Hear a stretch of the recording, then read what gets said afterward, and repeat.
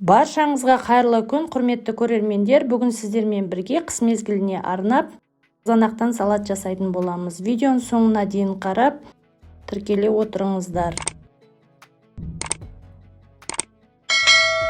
Ол үшін бізге 1 бума укроп, 1 қырыққабат, 3-4 кг қызанақ, 1 кг бұрыш керек болады. Қажетті заттарымыздың мөлшерін сілтемеге жазып қалдырамын. Қырыққабатымызды майдалап турап аламыз.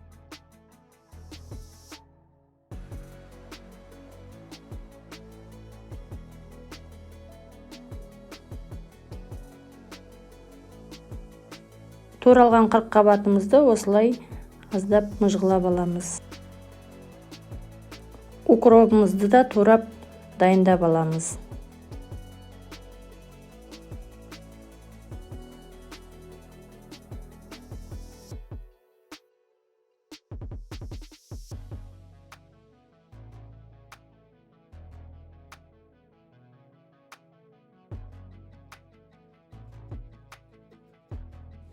Болгар бұрышын да осылай турап аламыз.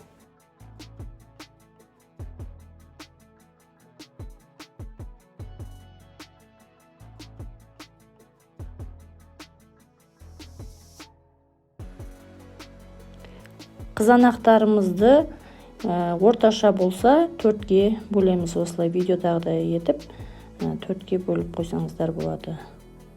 Қызанақтарымыз онша үлкен емес, сол үшін мен 4-ге бөліп қойдым. Егер үлкен қызанақтар болатын болса, оны 5-6 бөлікке бөлуге болады. Жалпы қызанақтарды тым майдалаудың қажеті жоқ. Міне бізде бәрін турап дайындап алдық.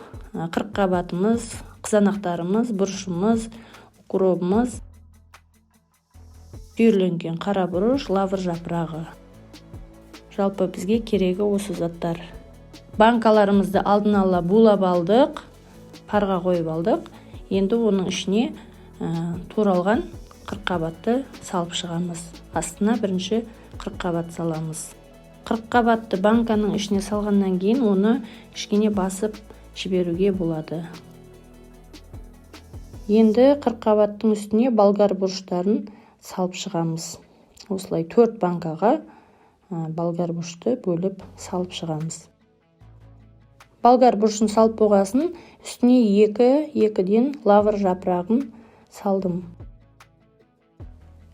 Енді оның үстіне түйірленген қара бұрышты бір 10 шақты түйір салсаңыздар болады. 10-15 түйірден салсаңыздар болады. Оның үстіне укроптарды салып шықтым.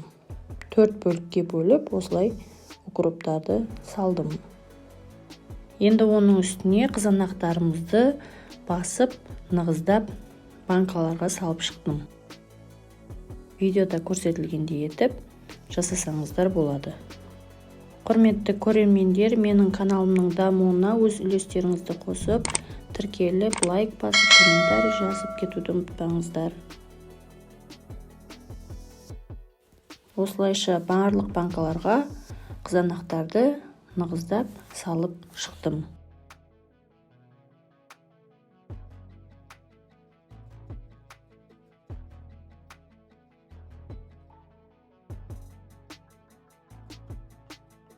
Міне банкаларымыздың бәріне осылай жасап алдым. Енді оның үстіне бір ас қасықтан тұз саламын.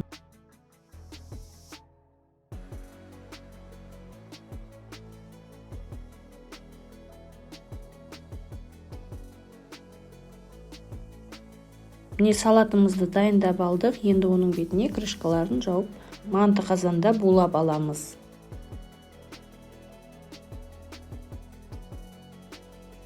Енді банкаларымызды алып, манты қазанға астын жағып қоямыз. Қайнап тұрған суға қоямыз. 45 минут немесе 1 сағат аралығында орташа отта булап аламыз. Міне біздің салатымыз дайын, буланды, жақсы 1 сағат уақыт аралығында. Осылайша енді қыстық салатымызды жабамыз. Құрметті көрермендер, міндетті түрде осы салатты жасап көрсеңіздер болады. Ешқандай қиындығы жоқ, оңай жасалады. әрі қолда бар көкөністерден жасалады.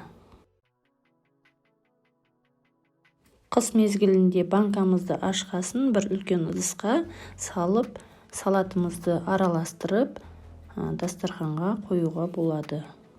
Өте тәбет ашарлық салат жасап көріңіздер.